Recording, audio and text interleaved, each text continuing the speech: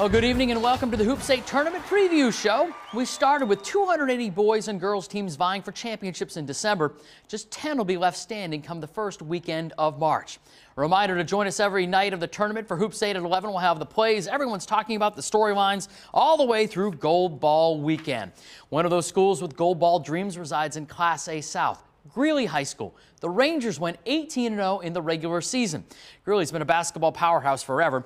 Each of the last 11 years, they've won double digits in games. Travis Seaver's record as head coach the last 5 years, impressive.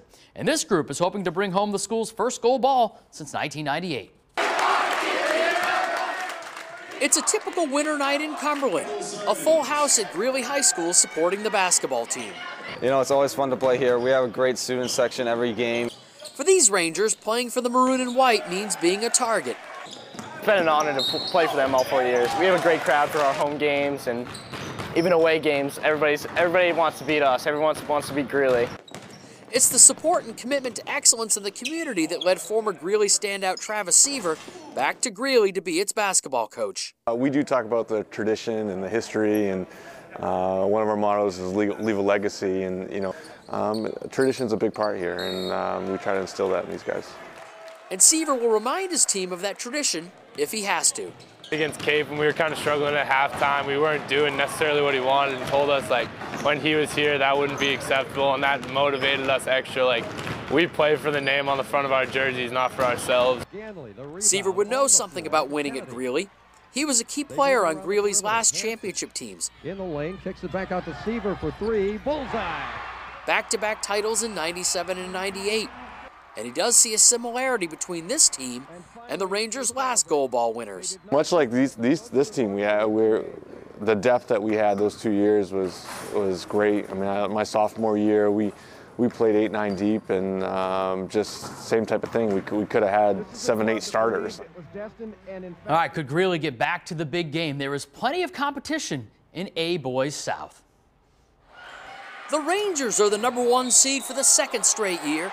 Wing players Matt McDevitt and Jordan Bagshaw can score with anyone, but it's been the role players' development that makes the Rangers a major threat. Falmouth's the defending A champ. Colin Coyne and Sean Walsh give the Yachtsmen a potent 1-2 punch. Cape Elizabeth will try to overcome the loss of standout Finn Bovey to injury. Quinn Hewitt is a reliable scorer, and Marshall Peterson stepped up without Bovey. York has the luxury of relying on one of the top scorers in Maine, as Trevor Labonte has put up over 20 a game in his senior year. And Westbrook's a threat with a young core. Part of that young core is junior Zach Mnuchin, who could take over a game by himself. All right, also up north, Madomic, 18-0 behind Camelaire, their big star. All right, Michael Hoffer, glad to have you with us. Talking hoops, it's not for the paycheck, of course. We talked about Class A being kind of Greeley's thing. How's this Class A South breakdown? Well, you know, Greeley is the favorite at 18-0, no question about it. I think Falmouth's very happy Greeley's 18-0 because all the pressures is on the Rangers. Falmouth's your defending state champ and still very dangerous. You know, as you alluded to, unfortunately, Cape without Finn Bovey, they're really going to be compromised. That 4-5 game, the York-Westbrook game, is going to be very interesting. Westbrook has a coach, Dan Legage, who's won two state titles at Deering. So, you know, he's entering the tournament. I'm sure going to instill a lot of confidence with those boys. Knows how to get a team ready for the tournament. All right, Michael. Also in that bracket, Brunswick, a 6 seed. They won 5 straight to end the season. Guys like Devereaux, Teal, Benoit, they've won some games in football. Right. And they're a tough basketball team. They play with that kind of mindset. All right, in the Class A girls tournament, well, we got to begin with Greeley again. That's where we begin. For the Rangers, sophomore Anna DeWolf rightfully gets the headlines, scoring 25 a game. But the trio of Molly Chapin, Isabel Porter, and Moira Train all were significant contributors on the 15 state title team. Brunswick's had one of its best seasons in years, winning 15 games. Its only losses coming to Greeley and twice to Edward Little. Coming off a state title, York has reloaded. After opening 0-3, the Wildcats won 12 of their last 15. And in Northern A, Messalonski's the top seed, behind do-it-all guard Sophie Holmes, who averages 20 a game.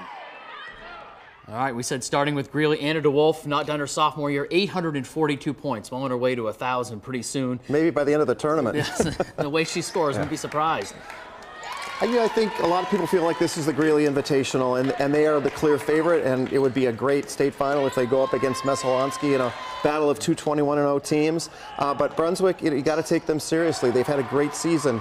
You look at where York has come from, absolute nowhere, where everyone wrote them off this year. Kudos to them. I think they're going to get a challenge up from Falmouth in the quarterfinals. This is the first Falmouth quarterfinal since 2010. So that's kind of a quarterfinal game, maybe with upset potential.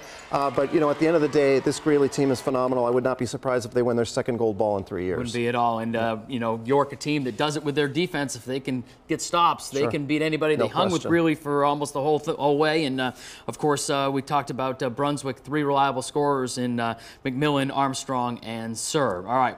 Once again, the season has provided us with some great endings. And here are our 4 favorites from the year. Game of the Year nominees: Yarmouth and Greeley. Final seconds, Alexander Medinissa sends it to overtime for Yarmouth. Then Matt McDevitt, with a few seconds left, sends it to double overtime. Then time winding down, Medinissa sends it to triple overtime, where Greeley would eventually prevail. Westbrook and Sanford. Zach Manoogian of Westbrook wins it for the Blue Blazes with a second left. All right, girls, great endings. Edward Little and Brunswick tied. Jade Perry for the win on her birthday. What a way to celebrate a birthday. And Oxford Hills and Deering, Julia Colby, the deep 3 wins it for Oxford Hills. We have a poll that's been going on this. We'll check it out at the end of the show. But for now, we'll be back in just a moment with more Tournament Preview.